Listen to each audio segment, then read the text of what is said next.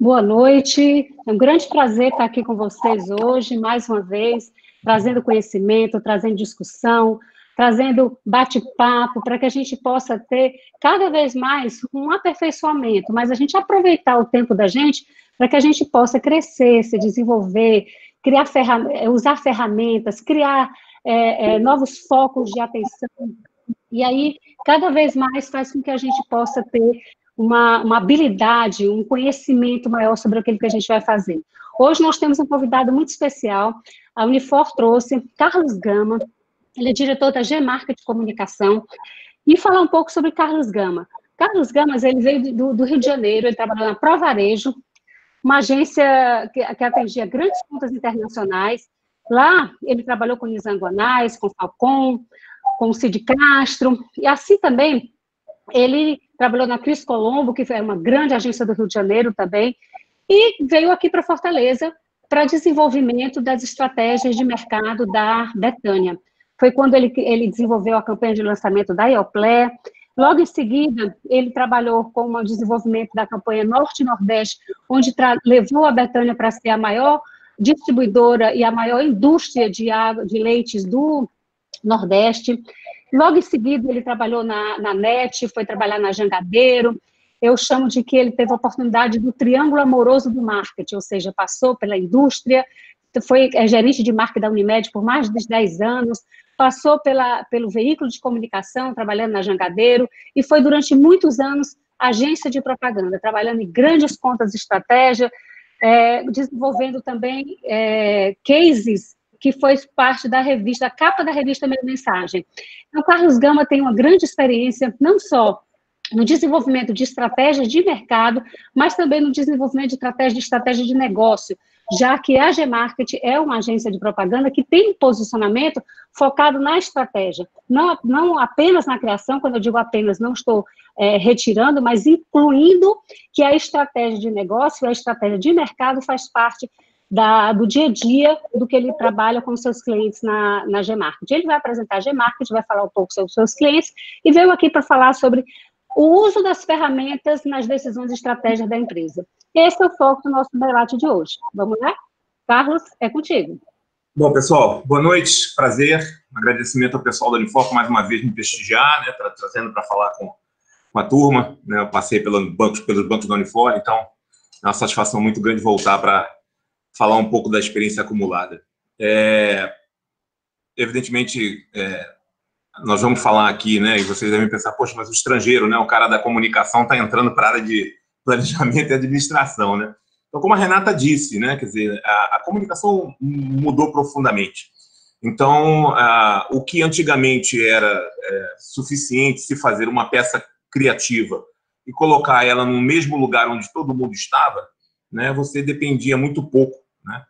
A partir dos anos 90 para cá, né, a multiplicidade de frentes, né, de ambientes para você colocar a sua comunicação, e ainda mais agora no mundo digital, exigiu da gente uma necessidade de olhar para a estratégia com maior profundidade.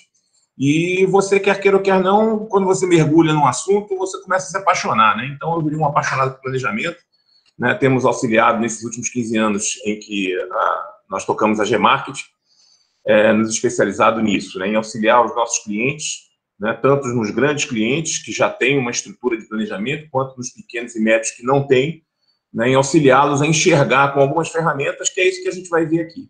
Então, eu peço desculpa, antes de mais nada, afinal de contas, nós temos um percentual de estudantes aqui, e é sempre difícil você ver uma coisa e comentar e ouvir outra, né, mas eu vou deixar na tela, né, a apresentação, porque tem algumas delas explicando algumas ferramentas, que se vocês quiserem olhar com mais atenção, e eu vou ficar comentando, evidentemente, no cenário atual, né, onde a gente já está se preparando para o New Normal, que a gente está, todo mundo, né, se perguntando se semana que vem abre alguma coisa, né, todo mundo muito ansioso, afinal de contas, são 2 meses de paralisia que exigem, né, das companhias uma resiliência muito grande para superar esse momento, né? Então, eu vou mostrar aqui um pouquinho para vocês conhecerem a gente. Esse é o portfólio da G-Market de Comunicação. A gente atua na área de alimentos, de varejo, atua na construção civil, né, tem um pouco de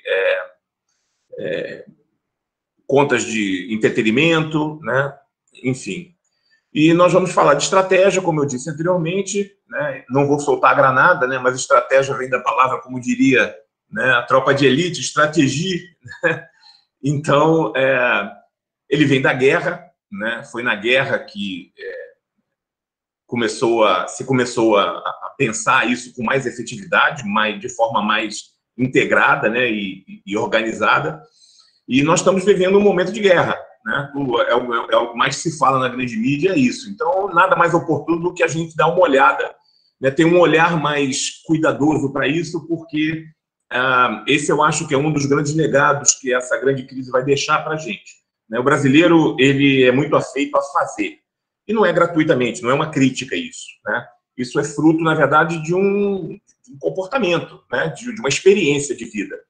Né? Quem não viveu, né? Nós tivemos na história empresarial brasileira a necessidade de sobreviver com inflação de 80% ao mês.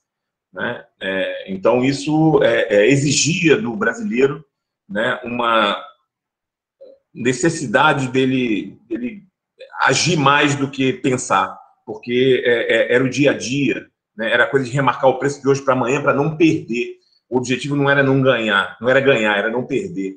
Né? E com a estabilidade da economia, um aprendizado, ainda hoje a gente percebe uma falta de atenção muito grande com o planejamento, mas essa crise vai nos fazer, né, ter um olhar mais cuidadoso para isso, porque quem fez o dever de casa direitinho, elaborou cenários e estabeleceu lá um cenário de crise que o mercado já vinha comentando alguma coisa, mercado de ações, falando em bolha, né, em decrescimento da economia americana, né, a China com baixo crescimento perto do que ela tinha. Então, não é muita surpresa. É nessa dimensão, né, de lockdown, de paralisação da economia, isso sim, mas quem teve na elaboração de seus cenários uma previsão mais caótica, mais ligada a essa desaceleração, está passando por essa crise já com algum plano de contingência, já com alguma preparação, e não teve aquele congelamento que algumas organizações tiveram no primeiro momento,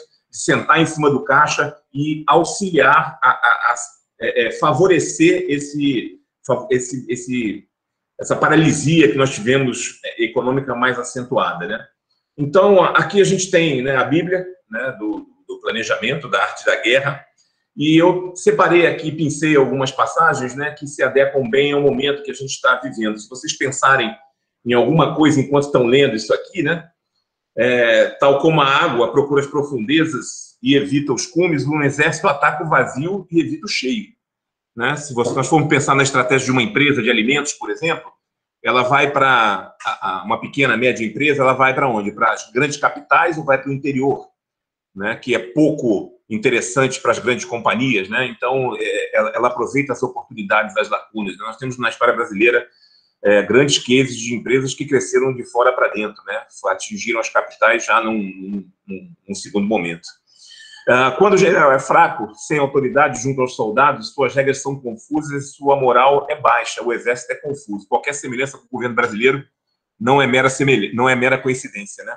Então, isso mostra para a gente o quanto a estratégia é importante, o quanto o país carece de um projeto, né, de Brasil para que os investidores possam vir e enxergar, né, para onde é que o país está indo. Né?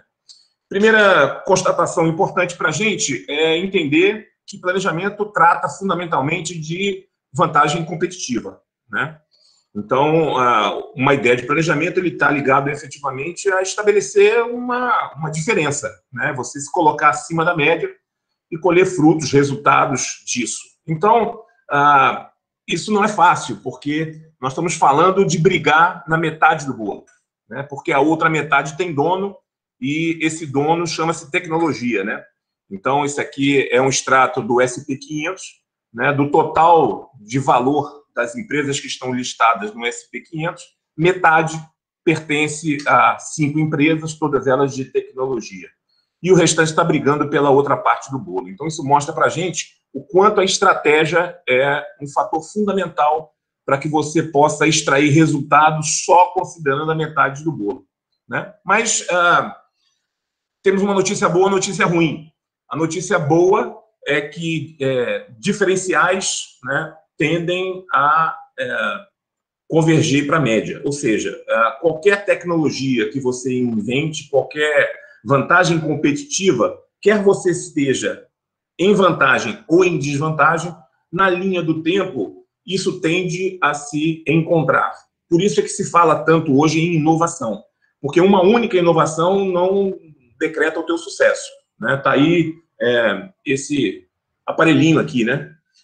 Quem introduziu, né, a rolagem com os dedos estabeleceu uma vantagem competitiva muito grande, muito interessante para a época. Na linha do tempo, as outras organizações começaram a equiparar isso, e hoje nós não temos celular que não tenha mais isso, né? Então, isso mostra para a gente, confirma essa tese de que tudo na linha do tempo converge para a média, ou seja, a tecnologia está muito mais rápida, acessível rapidamente e muito mais barata. Então, isso faz com que você consiga, mesmo estando abaixo da média, se equiparar na linha do tempo cada vez mais rapidamente, né, a quem tem o diferencial, né? Bom, então aqui a gente tem um comparativo bem interessante, né, que mostra, em 2009, né, a lista da Forbes, das maiores organizações do mundo, e a mesma lista no ano passado. Então, percebam que nós temos lá ICBC, né, o banco chinês, é o maior banco do mundo, a China Mobile, que é a telefonia, Walmart, a PetroChina e ExxonMobil. Então, nós temos um varejo, duas empresas de petrolíferas, né, uma de comunicações e um banco. Né, 10 anos depois, apenas 10 anos depois, né, percebam que nós não temos nenhuma delas na lista, no top 10. Nós temos 4 empresas de tecnologia, né, e nós temos uma empresa administradora de um fundo, grande fundo, que é do Warren Buffett, né, que é a Berkshire Hathaway, que tem várias empresas coligadas e ela administra tudo isso, apresentou um resultado nos últimos 40 anos de 25% de lucro, né, para os investidores, enfim. Então, ele tá ali dentro desse hall, né? E foi hoje apresentada uma nova tecnologia que vai estar ao serviço da Marinha já a partir do próximo ano. Trata-se de uma aeronave não tripulada com tecnologia totalmente nacional. Este é o novo avião não tripulado da Marinha Portuguesa que vai ajudar no mar e em terra nas missões em que a Armada está envolvida. O AR-4 foi apresentado oficialmente hoje, apesar de a estreia não ter corrido como previsto. Não é falhada, isto justifica que é sempre necessário investir muito no treino para que na hora certa as missões não falhem. E Pronto, falou o primeiro-ministro aí, é importante investir no treino para que na hora não falhe, né? Então, mais uma vez, a importância do planejamento, sem nenhum preconceito aos portugueses, dos quais eu sou descendente, né? Então, gente, aqui a gente tem um pouco do quadro de evolução, né, do planejamento, justamente estratégico na linha do tempo, né? Na década de 50, e aí quero destacar aqui a importância de alguns pensadores que dizem que o Brasil tem uma maturidade industrial, empresarial, que retroage ao que tinha os Estados Unidos há 50 anos atrás, né? Então, aqui, evidentemente, tem muito mais, mas ainda hoje tem gente que faz planejamento com base em orçamento, né? Então, começou com isso na década de 50, na década de 60, 70, né, nós tivemos aí, né, uma ideia de planejamento corporativo, ou seja, o orçamento tem que servir, o caixa, né, tem que servir para alguma coisa, então a gente já teve uma destinação disso, né, que é uma sequência também do planejamento, né? Na década de 70, 80, né, a concorrência, né, quer dizer, a acessibilidade, né, as tecnologias já começaram a facilitar muito a vida, a concorrência aumentou demais, a quantidade de produtos na gôndola, né, os produtos no mercado, o número de marcas automotivas, isso cresceu significativamente e exigiu um planejamento ainda mais concorrencial, né? Na década de 90, 80, isso se intensificou e virou uma questão de vantagem competitiva mesmo, ou seja, as marcas, né, efetivamente começaram ali a ter um destaque muito relevante. Nos anos 2000, né, nós tivemos aí uma intensificação disso, com uma renovação da importância do planejamento, e tivemos uma adaptação da globalização aí nos anos, né, 2010, 2000 e alguma coisa, só que agora tudo vai ser reinventado, né? o planejamento tende agora, que nós sofremos na carne, a ganhar uma importância muito mais relevante, né? Porque quem fez, né, vai ter que refazer, e quem não fez vai sentir falta na carne, né, por não ter feito, vai sofrer por não ter feito. Então, a implementação da estratégia passa efetivamente pela essa questão da missão, dos visão e valores, que na maioria das empresas, né, é uma frase bonita pendurada na palavra, na parede, mas que muito pouca efetividade tem com a realidade, muito pouca ligação tem com a realidade, né? Então, a gente olha lá, muito vapor, como ética, como compromisso, enfim. Nós estamos passando por um período agora em que todo mundo está sentindo a necessidade das empresas darem um pouco mais. Está todo mundo cobrando um pouco isso, né? O Jornal Nacional tem um quadro bem bacana, né? Que é Solidariedade SA, onde as empresas estão mostrando lá o que efetivamente estão fazendo agora, né, para fazer com que a sociedade se recupere desse período árduo que a gente está enfrentando aí. Então, isso é bacana, e acho também que, como consequência da Covid, muito disso aqui, né, vai receber mais atenção, né, dos consumidores. Eu tive, há tempos atrás, numa feira da Ciel, que é uma feira de alimentos, é a maior feira de alimentos do mundo, em Paris, né, que é realizada a cada 2 anos, e lá se falava efetivamente sobre isso, né? O quanto no mundo, né, as empresas cada vez mais vão ter que ter atenção com o que elas pensam, o que elas representam, além dos produtos, né? Então, gente, aqui tem um exemplo bacana para a gente entender melhor o que é missão, visão e valores, né? Vamos imaginar que nós estamos indo para viajar para outra cidade, não agora, né, quando reabrir, né? E nós queremos saber para onde nós vamos. Então, a visão é exatamente isso, né? Onde é que nós queremos chegar? E visão, chegar, não é nós queremos chegar numa praia. Isso é vapor, né? Nós queremos chegar em qual praia? Então, assim, visão, para mim, é aquela visão que não diz eu quero ser a maior referência. Isso aí é vapor. Isso aí não engaja ninguém, né? Os alemães, né, dizimaram os judeus, não foi por causa de dinheiro, foi por causa de bandeira, né? Nós somos melhores, mais puros, nós somos melhores do que eles. E as pessoas permitiram inúmeras coisas em nome disso, né, de ser melhor, de ser mais puro, ser ariano, né, de representar uma raça. Então, visão para funcionar para dentro de casa e para fora de casa, né, para os seus parceiros, os colaboradores, né, tem que ser aquela visão que diz, eu quero em tal canto, em tal lugar, em tal momento, né, ser isso, e indicadores que digam que nós conseguimos atingir aquele resultado. Bom, a nossa missão é efetivamente para que nós existimos, né? Para quê? Então, a nossa missão é chegar lá entendendo se nós vamos pela calçada, ou se nós vamos pelo asfalto, ou se nós vamos cruzar por dentro das casas, ou se nós vamos por uma trilha por cima da montanha, enfim, né? Como é que nós vamos, né? Justifica um pouco para que serve a nossa atuação, né? Qual é a missão da gente? A gente tem um produto, a gente tem um serviço para servir para quê? O que ele contribui, o que ele faz? E, por último, né, os valores. Quer dizer, nós vamos para lá por causa disso, mas não vamos atropelar o cara que está trabalhando, não vamos subir na rotatória, não vamos derrubar os cones, né? Então, assim, ética, né, é uma coisa que varia de sociedade para sociedade, né? Mas se você não disser o que é ser ético para você, né? Porque para muita gente ser ético, derrubar a Amazônia pode ser um negócio, né? Que se engaje nela quem pensar igual, né? Ele não pode ser um ser moral, né? Mas é uma possibilidade de geração de um negócio.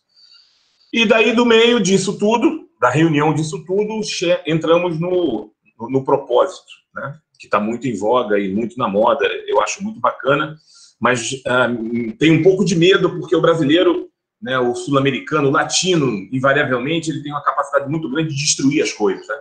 Os bons conceitos. Então, eu trabalhei em uma época onde a reengenharia foi a solução para todos os males das empresas, né? Hoje a gente não ouve falar mais, né? Onde ISO 9000, né, qualidade total, né? Quem é que não ligava a televisão e assinava lá, empresa tal, qualidade total, ISO 9000 e alguma coisa, né? Hoje são pouquíssimas as empresas e você ouve falar muito pouco nisso, né? Então, a gente tem a capacidade grande de transformar boas ideias, bons conceitos, boas teorias, uma boa filosofia em o que chamam de marketing, né? Infelizmente, né? E aí o pessoal começa a usar isso comercialmente para estabelecer diferença, né? Para fazer vantagem competitiva, porque os outros não têm, eu tenho, então tenho mais qualidade, mas não é filosofia. Então, aqui tem alguns exemplos, essa apresentação vai ser compartilhada com vocês depois, e vocês vão poder dar uma olhada com mais profundidade, quem não tem domínio sobre isso, né? E se quiser pegar o contato, depois a gente pode bater papo sobre isso. Então, aqui tem um pouco vamos chamar da receita do bolo, né? Eu vou passar para a seguinte, aqui tem uma explicação de cada uma dessas ferramentas, né, em sequência, da esquerda para a direita, né, na sequência, e aqui uma representação dela com os diagramas. Importante perceber aqui que nós não estamos, apesar dessa constatação, né, de que as empresas trabalham muito pouco com planejamento, né, viram uma coisa que fazem, fica na prateleira e ao longo do tempo aquilo vai mudando, e não vai mudando por circunstância, não por decisão estratégica, né?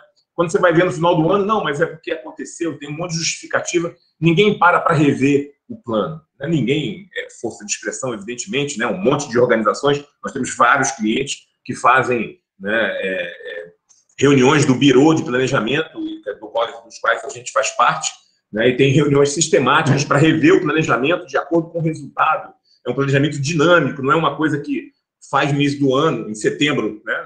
No nascer da primavera e vai ver no dezembro do ano seguinte, né? Ele tem um acompanhamento para fazer as correções. Mas a matriz BCG, nós estamos falando da década de 70, as 5 forças de Porter também, nós estamos falando da década de 60 em Pestel, nós estamos falando de 59 em RBV, né? Nós temos, em 1950, né, Business Wargame. Então, assim, nós temos 2 coisas recentes, que são a teoria do Blue Ocean, né, e nós temos o modelo de Canvas de negócio, mas as outras todas, quer dizer, acredito que seria obrigação nossa já ter isso aqui disseminado de uma forma muito enérgica, né? Então, vamos passar rapidamente, porque, como eu disse, todo mundo vai ter que mudar, né? Então, aqui a matriz BCG, né, que teoricamente não seria aplicada né, para o produto, né? Uma organização que está sendo lançada, ela faria antes Pestel para depois fazer uma BCG, mas de uma empresa que já tem os seus produtos em prateleira, né, o momento atual é de se fazer uma análise, uma reanálise, né, dos seus produtos. Por quê? Porque o que era, né, um produto de alta concorrência, baixa lucratividade, como o álcool, por exemplo, né, poderia ser um abacaxi, né? Quer dizer, se livra disso porque tem muito concorrente significa concorrência de preço, não tem muito diferencial, o álcool é 40, 70, 90 e acabou-se, mas a demanda pelo produto vai se transformar em tal escala, né, que é um produto derivado, né, da agricultura, né, ou seja, ela tem uma matéria-prima com uma certa limitação na elasticidade, e aí a gente começa a ter que reavaliar esse produto, porque ele, que era um produto para a gente tirar do portfólio, pode ser um produto para a gente investir nele, porque ele pode virar vaca leiteira. Porque até então eu via sempre mulheres com um cremezinho na bolsa e aqui e acolá um vidrinho de álcool, né? Hoje eu vejo homens com um vidrinho de álcool no bolso, né? É o chaveiro e o vidrinho de álcool. Então, isso mostra para a gente que essa transformação do coronavírus vai fazer com que tudo isso se misture, né? A indústria de alimentos, por exemplo, né, está tendo um momento difícil, porque apesar dos supermercados estarem vendendo 40% mais, né, isso não se traduz em lucratividade para a indústria de alimentos, porque o supermercado está vendendo mais, mas o supermercado compra em grandes quantidades, né? A Rocha indústria pra caramba, com enxoval, cota de gôndola, venda de espaço, e etc. e tal, e está absorvendo uma quantidade que eles vendiam para o food service, né, para as lojas de conveniência, com uma lucratividade muito melhor. Então, já começa aqui, gente, o impacto, né, do coronavírus na análise, na composição de como vai se comportar isso, para depois passar para uma análise externa, né, efetivamente. Então, a gente entra aqui nas 5 forças de Porter, né?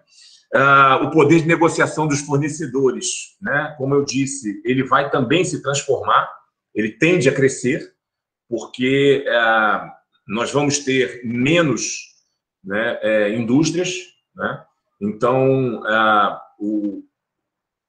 a quantidade, né, de fornecedores deve diminuir, e isso vai fazer com que a negociação seja mais dura, né?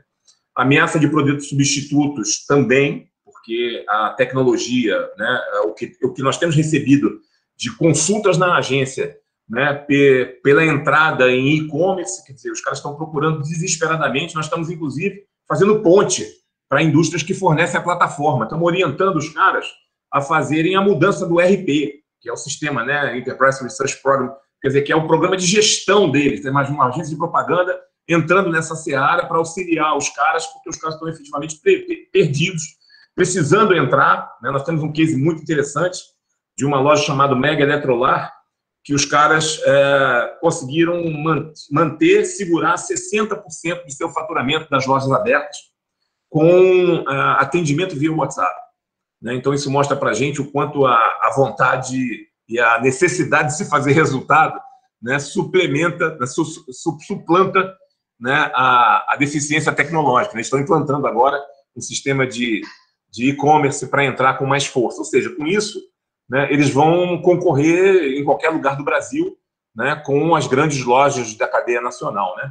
A rivalidade nos concorrentes tende, né, a diminuir, né, porque nós vamos ter menos concorrentes. A ameaça de novos concorrentes pelos produtos substitutos efetivamente vai acontecer, né, ou novos entrantes de outras categorias, porque não sei se vocês já viram a iniciativa da Magazine Luiza, eles lançaram agora, você entra lá no site deles, você abre a sua loja, ou seja, lojinha do Gama. Então, a lojinha do Gama, se minha rede, dos meus amigos, a minha área de ação, eu peço para a pessoa comprar lá, a pessoa entra no Magazine Luiza, compra dentro do portfólio dele, eles se transformaram num grande marketplace, não estão vendendo só mais a linha branca, o eletrinho e as coisas deles, estão vendendo tudo que pode, quer dizer, qualquer um pode botar produto lá, e agora qualquer um pode também, né, montar a sua loja lá. A sua loja, evidentemente, não é de seus produtos, a sua loja é dos produtos deles que você vai vender para a sua rede.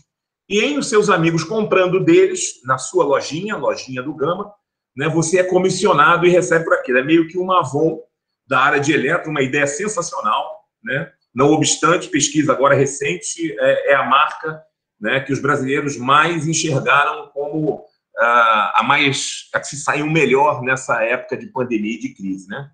Bom, paralelamente, então, a gente vai, aí sim, né, o ambiente, né, da política, né, isso vai ser transformado, já está sendo, né, a gente está vivendo um momento extremamente conturbado, globalmente falando, né? A parte legal, né, idem, né, nós já tivemos aí o Congresso se movimentando para fazer mudanças a toque de caixa que estavam aí projetadas para serem, né, feitas nos próximos 1, 2 anos, e já está tudo em pauta já para fazer o negócio decolar. Social nem se fala, né? O comportamento do consumidor, das pessoas, o dia a dia, isso aí, o convívio social, isso vai se transformar profundamente. A gente não sabe ainda. Tudo que se fala, eu acho que é tudo muito ainda especulação. Tecnologicamente, isso tende a dar um impulso grande, porque nós estamos sentindo o quanto a tecnologia ela é importante nos momentos de dificuldade, e isso vai acontecer de novo, né? E na questão ambiental, né, que está se falando muito, né, o quanto nós somos nocivos, né, porque a Baía de Guanabara, por exemplo, está transparente, né? Então, isso tudo nos mostra aí como nós temos que nos ajustar, porque tudo isso que nós estamos falando aqui, o consumidor tende a nos cobrar a partir de agora, porque até então não se tinha muito, né, a noção da importância disso tudo, e esse momento de crise vai nos trazer bem essa realidade. Então, municiados dessas informações, nós podemos passar para o segundo passo, né, e estabelecer uma análise SWOT onde a gente possa enxergar, né, a importância dessas diferenças. Porém, né, a minha experiência junto às empresas, né, nos mostram o quanto as análises são superficiais também, né? Quer dizer, o que é força, né? A gente tem que confirmar tudo isso, né? O que é diferencial? A gente também precisa de ter alguma ferramenta para confirmar isso. A Blue Ocean, aqui tem um exemplo, né, do Cirque du Soleil, né, faz uma comparação, né, modelo das 4 centrações e 6 princípios. Né, depois a gente pode compartilhar algo mais profundo sobre isso, mas quem lê o livro, né, tem tudo isso aí, que mostra bem como eles, dentro do mesmo mercado, né, criaram um novo modelo de negócio, e que é importante a gente destacar aqui que, fundamentalmente, ele não deixa de trabalhar o que o outro modelo de negócio trabalhava, porque os dois trabalham em entretenimento, né? E é importante isso, gente, a gente não perder de vista. O que está mudando é o conteúdo, ou melhor, é a forma. O conteúdo é o mesmo. As pessoas estão comendo, as pessoas estão se divertindo, as pessoas estão se comunicando, as pessoas estão, enfim, continuam fazendo as mesmas coisas, sendo que por outros canais. Então, é questão de você se adaptar e não achar que o seu negócio morreu, né? O seu negócio não morreu. O que morreu foi a forma como as pessoas chegam nele. E a notícia ruim, eu disse lá no início, né? Tem uma notícia boa, notícia ruim. A notícia ruim é que você tem uma plataforma de e-commerce, você está posicionado nas redes sociais, você está no ambiente digital marcando presença, não é garantia de sucesso. Muito pelo contrário. Se você vai para dentro de um shopping, você está comprando ali a circulação daquele shopping, a popularidade dele, o público dele que é cativo, quer seja classe A, classe B, classe C, enfim. Você está comprando aquela circulação, aquelas pessoas vão passar na sua porta. Não obstante, né, tem o fundo lá de reserva que o shopping usa para fazer a comunicação e atrair gente que vai passar na sua porta, né? Então, o desafio é esse. Se você montar toda essa estrutura de e-commerce e você não se promover dentro da rede, você fica pelo caminho porque não tem as pessoas passando na rua ou as pessoas passando no shopping para te garantir circulação. Então, a coisa está ficando mais complexa, né? Tem que ficar mais profissional e está ficando mais desafiadora.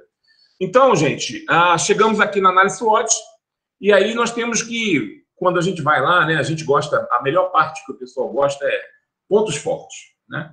Porque a gente quer fazer. Então, quais são nossos pontos fortes para a gente sair fazendo? Só que existe uma ferramenta dentro dessa para que você confirme, né, se os seus pontos fortes são pontos fortes efetivos, né, são duradouros. E são realmente um diferencial, porque às vezes você pode entender que o seu ponto forte é um ponto forte e ele não ser tão forte assim, existir bem acolá e você, na verdade, não ter conhecimento. Então, por exemplo, se nós temos alguns pressupostos, né, ele ser heterogêneo, né, não ter mobilidade, né? Agora, se nós pensarmos, por exemplo, na Apple, né? A Apple teve um cara, né, que viu o filme sensacional, né, o Steve Jobs, né, ele era valioso, raro, né? Você tem o quê? O Steve Jobs, quantos mais, né, com aquela capacidade? Inimitáveis, imitáveis, né? Não imitáveis, quer dizer, é um cara de uma complexidade, né, única, né? E um cara que trabalhava de uma forma que a gente não viu na humanidade. Então, aquilo ali é uma vantagem competitiva efetiva. No dia que a companhia tirou ele do jogo e botou para fora, os acionistas assumiram, a empresa foi a bancarrota e trouxeram ele de volta. Então, isso é uma demonstração clara de um diferencial importante, né? Então, isso nos auxilia. O outro auxílio, né, é o Blue Ocean, onde você faz, né, os comparativos, e aí você está pronto para fazer, né, a análise dos cenários, né? Antigamente a gente indicava, antigamente que eu digo é até 2 meses atrás, né? Vamos elaborar 3 cenários, né? Vamos elaborar um cenário ideal, um cenário que é o que a gente acredita que vai acontecer e um cenário pior, né? Um cenário... Hoje a gente vai ter que começar a trabalhar com um cenário de caos, né? Um cenário inesperado, um cenário que a gente acredita que efetivamente vai acontecer. Ou seja, essas informações todas acumuladas, elas têm que hoje serem trabalhadas em cenários diferentes, porque na sequência nós vamos partir para um Balance Scorecard, nós vamos partir para um Canvas modelo de negócio, onde a gente tem que considerar outras variáveis que seriam essas do caos, porque a tendência disso, a possibilidade disso acontecer novamente, né, não pode ser afastada, porque isso ameaça a sobrevivência do negócio, né? Então, aqui tem um exemplo muito bacana, né, do análise SWOT do McDonald's, que eu quero destacar uma oportunidade listada aqui, né, o aumento da preocupação com questões sociais, traz a oportunidade de parcerias e a consciência por alimentos saudáveis. É uma oportunidade. E se nós formos lá para a ameaça, né, está lá de novo, né, a consciência, né, a crescente demanda por alimentos saudáveis. Então, isso mostra para a gente, né, o quanto a análise SWOT ela é muito mais flexível, né, e ela é muito mais maleável do que a gente imagina, né, quando a gente olha a matriz de forma dura, né? Então, isso faz nos ver o quanto é importante a criatividade dentro da ferramenta, porque a ferramenta, por ela só faz organizar. A capacidade humana de enxergar, de ler cenários, de fazer previsões, aí está no talento das pessoas, né? E isso é muito bacana.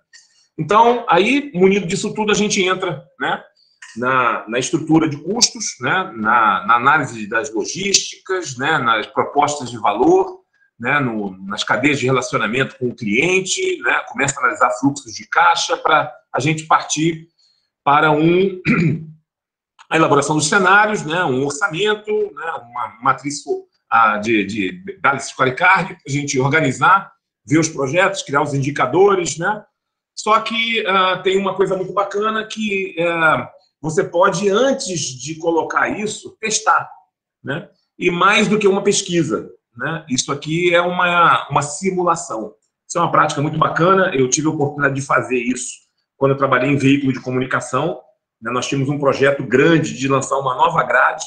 Então, nós chamamos algumas agências de propaganda, chamamos alguns anunciantes, chamamos algumas pessoas, né, de out of home, enfim, algumas pessoas do segmento de mídia, que não de televisão, né, e fizemos um grande jogo onde nós dividimos para cada marca, né, de empresa, nós separamos um grupo mesclado por profissionais de todas essas áreas que eu falei e começamos a fazer o desenvolvimento da estratégia para perceber qual seria a reação, né, das marcas concorrentes àquelas estratégias, porque aí a gente conseguia ter um segundo plano de contingência, prevendo já aquela reação. Se a concorrente tivesse aquela reação, a gente já sabia, né, o que poderia fazer. Então, isso é uma ferramenta maravilhosa, né, de teste para saber e confirmar se as suas estratégias elas estão no caminho certo e correto. E aí, gente, para a gente finalizar, né, a gente concluímos já a parte de elaboração das estratégias, de planejamento. E aqui já entra um pouco, eu só pensei aqui porque eu sou apaixonado por BSC, né? Tem muita gente, inclusive, que faz estratégia já dentro da matriz do BSC, porque a ferramenta quase que te leva a isso, né? Então, está aqui um pouquinho, um exemplo, né? Isso é um exemplo real, né? A matriz, né? Ela tem na sua cabeça, né, a geração de valor. Todo acionista tem por objetivo geração de valor. As companhias existem por causa disso, né? Quer seja qualquer tipo de valor, né? Fazer o bem numa ONG, né? Fazer o bem para a sociedade é um valor, o bem é um valor. Então, nesse exemplo dessa companhia aqui, né, gera-se valor aumentando a lucratividade, né? Para aumentar a lucratividade, eu tenho que ter redução de custos, né, e ampliar o mix de receitas. Percebam que é tudo dependente, tá, gente? Nenhum empresário, nenhum executivo, por mais genial que ele seja, tem a capacidade de mandar no faturamento. Ninguém chega e fala, cresce o faturamento. Mas ele pode dizer, demite gente, contrata gente, estabelece processos, vamos abrir novos mercados, criar novos produtos, não vamos vender para essas pessoas, vamos vender para aquelas, vamos mudar a marca, vamos mudar o fornecedor. Ele pode fazer tudo isso, mas ele não pode mandar no faturamento, no resultado, porque o resultado é consequência de tudo aquilo que vem abaixo. Então, do lado direito, lá os indicadores, né? Como é que eu sei que aumentei a lucratividade, né? Então, tem lá o retorno sobre investimento, a receita bruta, o percentual da receita gerada por novos produtos, confirma a ampliação do mix de receita. Só que, para ter redução de custo, eu tenho que aumentar meu market share, ou para ampliar o meu mix, eu tenho que aumentar o market share. Para redução de custos também, porque eu vou diluir o meu custo com, né, uma participação maior. Só que para eu poder aumentar o market share, eu tenho que expandir a minha reputação, eu tenho que melhorar, eu tenho que aumentar a satisfação dos clientes, eu tenho que intensificar a fidelização dos clientes, e para isso eu tenho que melhorar o processo e conquistar novos clientes, eu tenho que manter aqueles clientes, enfim. Comecem a perceber o quanto em cada uma dessas janelinhas tem uma quantidade enorme de processos. Um monte de processos. Que aí a gente vai para uma espinha de peixe, né? A fazer aquilo isoladamente para que a gente tenha conversão, né? Para essas janelas. Feito tudo isso, né? Percebam que a última linha, né? É a de aumentar a produtividade dos colaboradores. E aí eu tenho que capacitar, eu tenho que fazê-los serem mais felizes com o lugar onde eles trabalham, né? Então, gente, tudo começa nas pessoas, né? E com essa pandemia, eu acho que nós vamos passar por um período muito valioso de entender que o cara que está na favelinha, que fica na rua atrás aqui da minha casa, eu dependo dele, porque se ele ficar doente, essa doença vai bater aqui na minha casa e vai tirar alguém que eu amo. Então, eu acho que isso também vai ser um bom legado, né, desse período, de a gente se conscientizar um pouco da nossa dependência das pessoas. E essa pirâmide, esse esquema que está aqui na frente de vocês, do Balance Scorecard, do BSC, ele deveria ser, na verdade, reverso. Ele deveria ser de cabeça para baixo. Porque são as pessoas que fazem os processos atingem os clientes, e os clientes dão os resultados que as empresas precisam, porque, como eu disse no início, né, é a única área onde a gente não tem efetiva atuação sobre ele, né? Bom, então aqui também tem um bom exemplo, né, de indicadores. Mais uma vez, a apresentação vai ser compartilhada com vocês.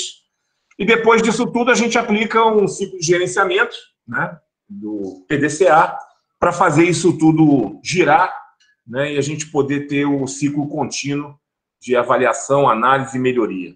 Então é isso, gente.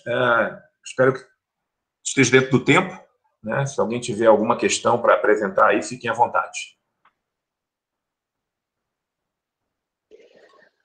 Bom, Carlos, eu queria fazer uma pergunta para você, né? O pessoal que chegou aqui agora, eu sou a Renata Regueira, professora do CCG, de algumas disciplinas de marketing. Inclusive, hoje pela manhã, o nosso tema era exatamente Balance Scorecard.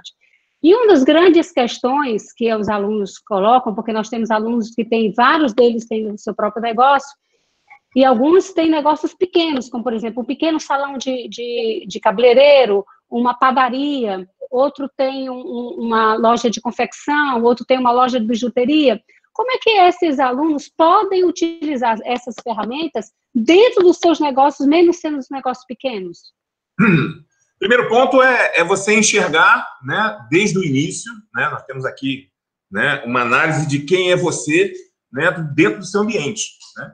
Então, assim, se você é um comércio de bairro, né, você pode aplicar todas essas ferramentas. Isso aqui não é uma coisa feita para ser aplicado globalmente, não. Isso aqui é para ser feito em qualquer esfera, né?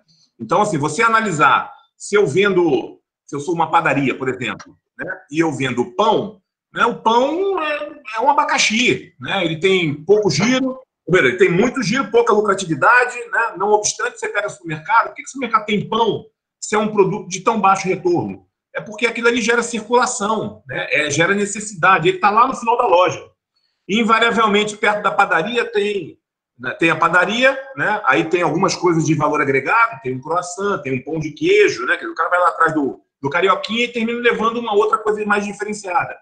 E no entorno ele tem os laticínios, ele tem o queijo, o presunto, a torrada, o biscoito, né? Enfim, tudo para fazer com que aquilo ali seja um produto âncora, né? Ele vai lá atrás, o isca, né? Ele vai atrás do pão, mas se cerca de outras coisas. Então, assim, a análise tem que ser efetivamente de pegar o portfólio do seu negócio, enquadrar os produtos em cada um deles, analisar a ambiência onde você está, né? Quer dizer, quem tinha uma padaria, aquela padaria que tinha na Santos Dumont, né? A Romana, abriu-se um viaduto na frente dele e aquela circulação que ele tinha, natural das pessoas indo para casa, acabou, né? O negócio fechou. Então, isso tudo pode acontecer, né? Então, aqui nas 5 forças de Porter, você tem lá, né? Em Pestel, você tem lá, né? Quer dizer, o que pode acontecer, você faz uma previsão disso, né? E você enxerga depois no que você é forte, por que você, né? Na análise SWOT, por que você existe há tanto tempo, ou o que você quer, né? Se o negócio for novo, quais são os seus diferenciais, o que eu posso fazer diferente, por exemplo, de alguém que esteja nas mediações, né? E aí depois você elabora cenários. Se eu for fazer um clube de assinatura do pão, por exemplo, né? Estabelecer uma rota, onde é que é verticalizado?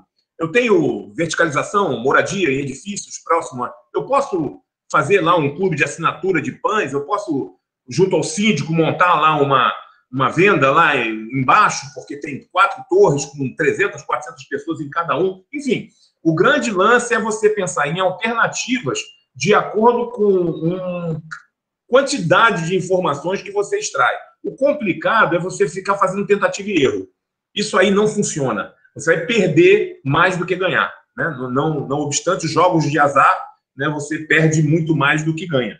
Por quê? Porque é tentativa e erro. Vamos jogar e a possibilidade de erro é muito mais do que a de acerto.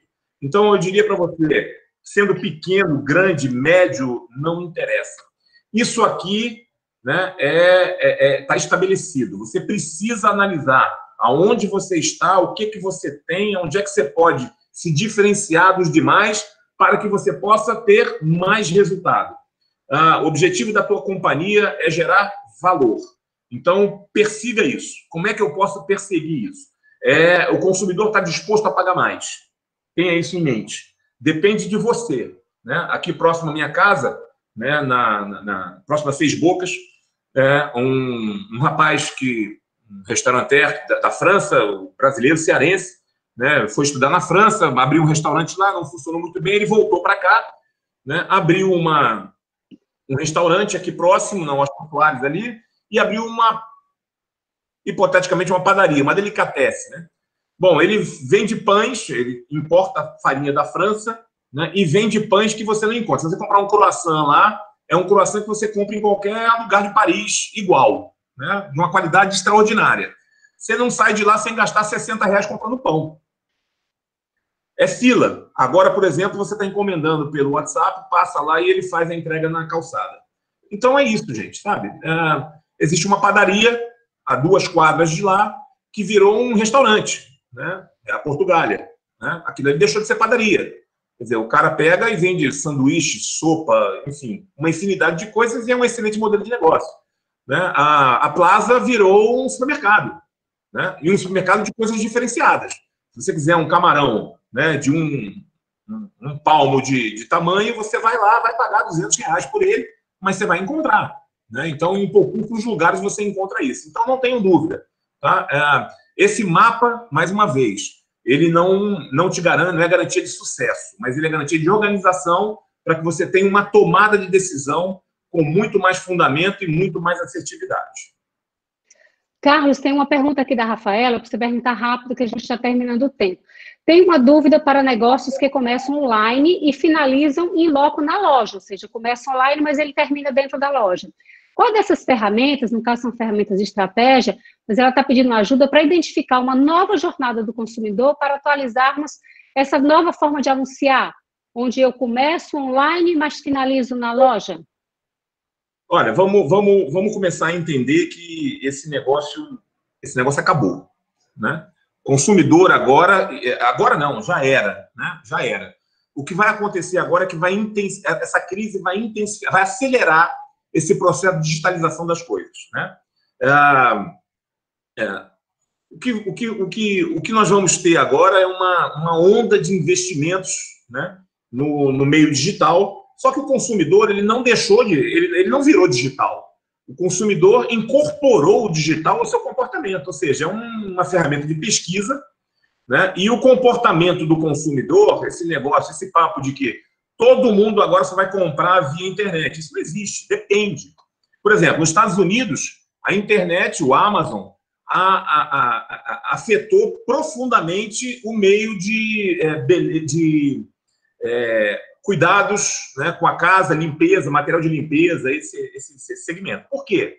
Porque é um segmento muito pouco... variação muito pequena de qualidade de produto, né? E as marcas garantem, né? Você não tem muito produto substituto. Na água sanitária, você sabe, 2, 3 marcas, mas a água sanitária é água sanitária, né? Sabão em pó, você tem lá, né, aquele que você acha melhor para lavar as roupas íntimas, etc. e tal, mas para lavar o restante da roupa, tudo é o que está mais barato. Enfim, isso você tem uma garantia muito grande do que você vai receber.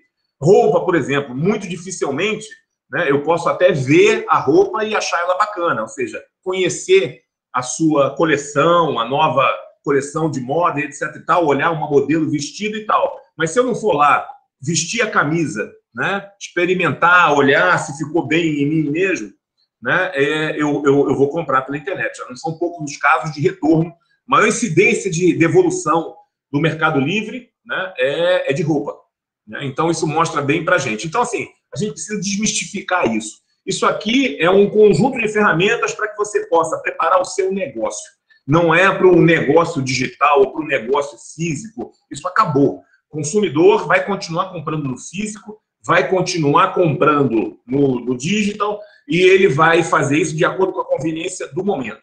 Se eu quero comprar algum acessório para minha casa, para receber daqui, e a logística no Brasil, vamos lembrar, é um gargalo importantíssimo, né? Então, apesar da Amazon ter aberto um centro de distribuição em Recife, nós não vamos ter o que nós temos nos Estados Unidos. Você compra de manhã e recebe na hora do almoço, né? Nós não vamos ter isso tão rápido, porque isso não depende de tecnologia, isso depende de investimento, de mudança na política, e a gente sabe como é que é o Brasil no tocante a isso.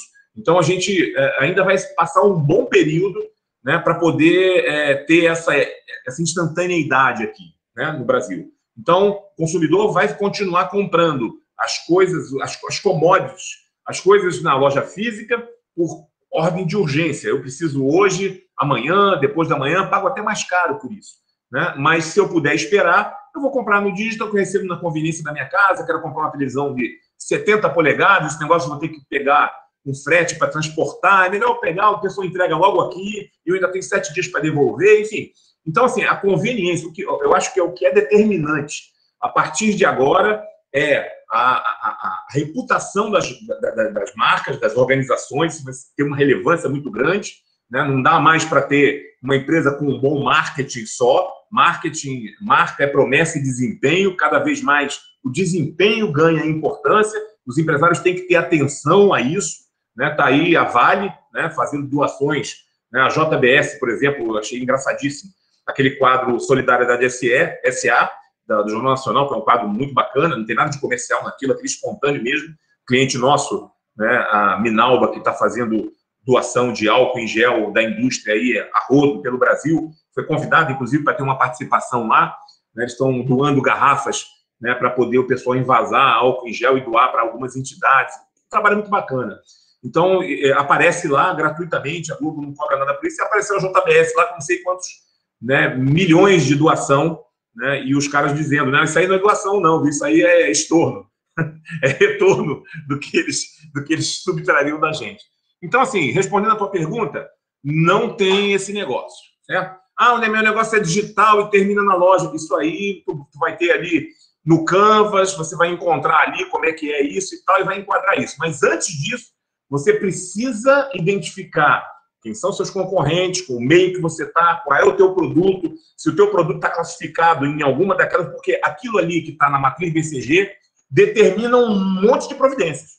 Você vai analisar o teu portfólio de produtos depois daquilo ali, você vai investir nele de forma diferente, né? Então, se eu tenho 80% do meu faturamento em abacaxi, moçada, vamos criar aqui um departamento de inovação, né? Vamos fazer aqui benchmark, vamos procurar, porque a gente está indo para o buraco junto com o produto, né? Então, se o teu produto abacaxi, né, ele tem lá, eu tenho que converter ele, né, para vaca leiteira, ou então eu tenho que tirar ele do portfólio. A professora Renata, durante o período que foi diretora de marketing da M. Dias Branco, né, ela encontrou lá, é um case importante no portfólio, no currículo dela, né, uma diversificação enorme de marcas e de produtos, e ela fez uma reengenharia de portfólio gigante, sem precedente, com toda a companhia, evidentemente, né, e a companhia tinha lá dentro vários produtos de alta rentabilidade, mas baixo giro, que não compensava no contexto. Então, eles, olha, isso aqui é muito bom, talvez, para quem tem uma padaria que queira abrir. Isso aqui não é bom para a gente, né? Apesar de ter muita lucratividade, pouco giro e está na nossa logística pesando o custo. Então, foi um trabalho importante no portfólio dela, no currículo dela que ela carrega, que mostra bem o que nós estamos falando aqui, né? Então, se desapega disso, isso aí é comportamento do consumidor. O comportamento do consumidor vai determinar o que você vai fazer, como é que você vai reagir a isso, né? Mas pode ser que ele deixe ele analisa no digital e conclui no digital também, sabe-se lá, né? Enfim, é por aí. Só para finalizar, para eu usar todas essas ferramentas, eu preciso contratar uma consultoria para fazer isso? Ou a própria empresa pode, junto com seus gestores, aprendendo a usar a ferramenta, utilizá-las de uma maneira eficiente? Olha, eu diria para você o seguinte, pior é não ter, né? O que um consultor, alguém que já tenha aplicado essas ferramentas, traz para você, né? Então, por exemplo, nós falamos aqui, né? O ponto forte. Aí você chega lá e diz, olha, o ponto forte do meu produto é a qualidade dele.